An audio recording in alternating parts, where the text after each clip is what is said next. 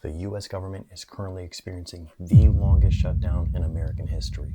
All funding to many critical government operations and services either have been or will be cut, scrapped, canceled until a funding agreement has been reached for the fiscal year of 2026. At the time of recording, it is November 10th, 2025. So that means the government's been shut down for a total of 40 days. What is a government shutdown? And what are the implications to you, the average American? My understanding is that a government shutdown occurs when Congress fails to pass the necessary appropriations bills that funds a significant portion of the government's day-to-day operations. For example, as of November 1st, 2025, all SNAP benefits have been either reduced or cut altogether. SNAP is the largest federal food assistance program in the United States. It helps low-income individuals and families purchase food monthly. SNAP is referred to and was formerly known as food stamps. It's currently estimated that around 41 million Americans receive SNAP benefits monthly. That's around 12% of the American population. That's an insane number of people being affected by the government shutdown.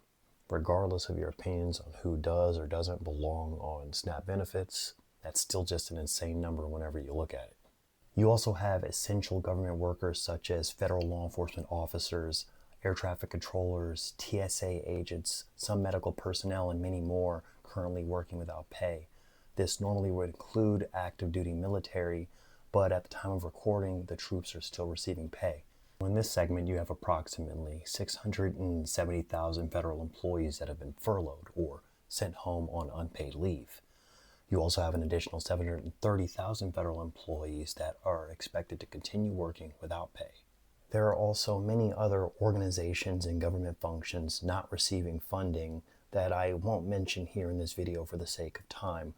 What I will do is query what could possibly be the reason for such a historic shutdown?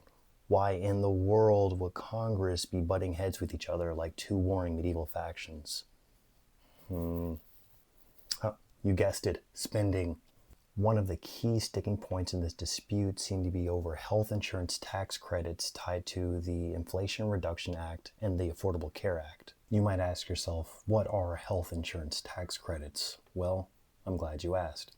Health insurance tax credits are financial subsidies that help people afford health insurance through the Affordable Care Act marketplace. These credits, also known as premium tax credits, lower the monthly cost of health insurance for people who buy their own plans, meaning they also cannot receive health insurance through their employers or through Medicare. All that aside, other disagreements include program cuts, taxation, and social safety net funding like the aforementioned SNAP benefits. To sum it all up, you have two sides of this coin. One side wanting to aggressively reduce spending, the other side wanting to maintain current levels of spending, if not increase it. So what does that mean for you, the average American? You go to work, you pay exorbitant amounts of taxes, and you scrape together what little capital you have left for recreational activities with your family or friends. Well, it means you're fucked. If you take a look at the fiscal data, you'll see that the amount of debt the government has accumulated year after year has monotonically increased since around about 1981. I mean, just look at this graph. It doesn't matter which president is in office, the debt continues to rise without fail.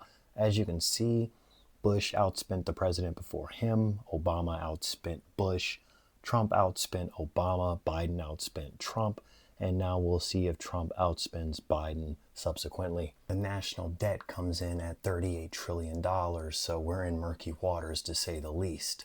In my opinion, the question isn't should we cut or not. It's obvious we need to cut spending. The question is, where do we cut and who takes the hit?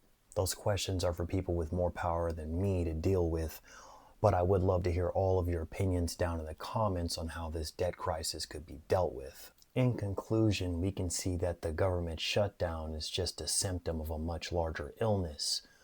And regardless of what our politicians tell us, it seems that each side is content with kicking the can down the road, saving the actual underlying issues for someone else to deal with at a later date.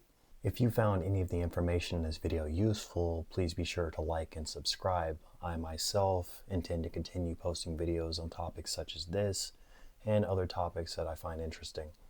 Good luck. God bless.